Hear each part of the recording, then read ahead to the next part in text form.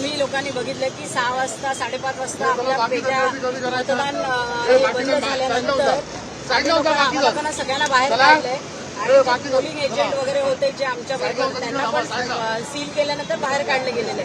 पण आता आम्ही बघितलं की आमची लोक बाहेर असताना भूषण भोईर असेल, पावशे असेल, जितू मडवी असेल किंवा इतर अपक्ष आहेत ते आतमध्ये जाऊन 1.5 तासापासून आतमध्ये बसले होते आणि ते आम्हाला समजल्यानंतर आम्ही इथे आलो तर ते आतमध्ये होते, जे सील करत असताना ते आतमध्ये होते आणि बाकी आमचे कुठलेच उमेदवार तिथे नसताना हे लोक काहीतरी करण्याच्या हेतूने तिथे आले होते.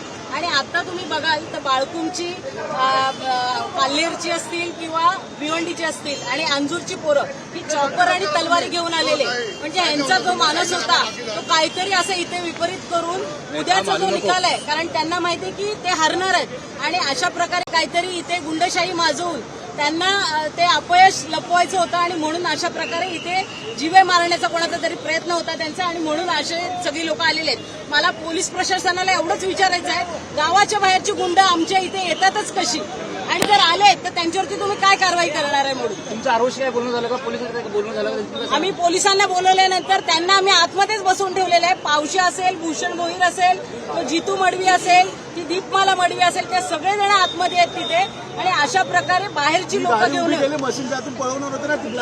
एक गाडी उभी केलेली आहे. आमचा संशय आहे की त्याच्यामधनं ते लोक मशीन चोरायसाठी इथे आले होते आणि मोठ्या प्रमाणात त्यांना या सगळ्यासाठी त्यांनी मॅन पॉवर बोलवलेली आहे. बाहेरची मुलं तुम्ही बघत असाल, इथे बाळकुंची मुलं आहेत आणि भिवंडीची पण मुलं आहेत आणि अंजूरगावची पण मुलं आहेत. तर जर असं आमच्या गावामध्ये बाहेरची लोक येऊन जर दहशत पसरवण्याचं काम करतायत म्हणजे योग्य रीतीने निवडणूक पार पडलेली आहे, पण कुठेतरी त्यांचा पराभव त्यांना दिसतोय, म्हणून अशा प्रकारे चोऱ्या करण्यासाठी हे उमेदवार इथे आलेले आहेत.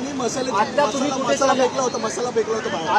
चाललेला, तुमची पुढची भूमिका काय असणार आहे, काय तुमचा प्लॅन पुढे? मला पोलीस स्टेशनलाच जायचं आहे कारण कंप्लेंट द्यावीच लागेल, कारण इथे मसाल्याची बुक्की आणि चॉपर तलवारी घेऊन ही पोरं आली होती. मला असं वाटतं पोलिसांच्या फुटेजमध्ये त्यांचे सगळ्यांचे चेहरे दिसतात.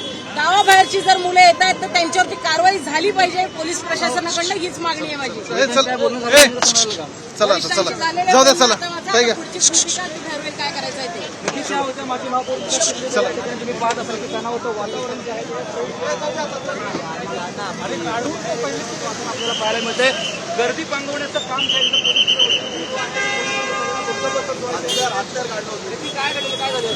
मागाशी एका पोराने हत्यार काढलं होतं मारायला आणि तो चौपर घेऊन पळाला, तिकडे सगळे मागे आले तर मसाल्याची पुडी पण फेकली त्यांनी. म्हणजे एवढ्या खालच्या लेवलला राजकारण गेलंय साहेबांच्या ठाण्यामध्ये.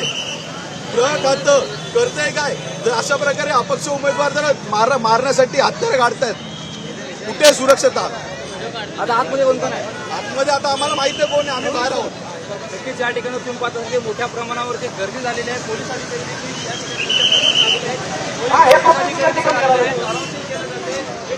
वातावरण जे आहे ते या ठिकाणी आपल्याला पाहायला मिळते. जर या ठिकाणी पाहत असाल की अनेक कार्यकर्ते असतील, पदाधिकारी असतील, ते या ठिकाणी जमलेले आहेत. पोलिसांचा बंदोबस्त जो आहे ते या ठिकाणी करण्यात आलेला आहे.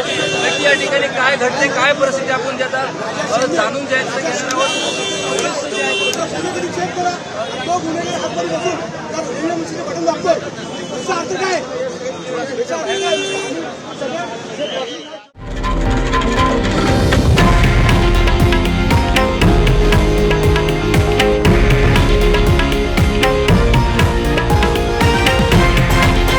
हे आहे देशातील नंबर 1 न्यूज नेटवर्क आणि आपण पाहत आहात TV9 मराठी, एकमेव.